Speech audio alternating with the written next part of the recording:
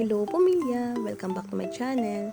Day 20 na today pero wala munang video update ang little pamilya natin kasi busy ako sa isang buwan at kalahati na training ko dito sa work.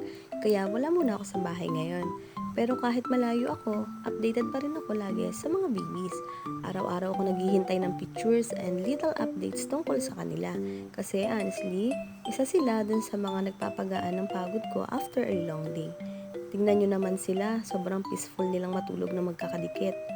Ang lalaki na rin nila compared dati. Yung dating tiny and fragile babies, ngayon mas fluffy, mas healthy at mas nakakatuwang panoorin habang lumalaki. Hindi man ako makauwi agad para mayakap sila. Sobrang thankful pa rin ako kasi safe sila, love sila at maayos silang naalagaan habang wala ako. And maybe that's the beautiful thing about love. Kahit malayo ka, connected ka pa rin sa mga mahal mo. Kaya sa lahat ng pagod, challenges, at busy days natin sa buhay, always remember na okay lang mapagod basta huwag susuko. Darating din yung moment na makakauwi tayo sa mga bagay at taong magbibigay sa atin ng peace at happiness. See you on the next update, pamilya!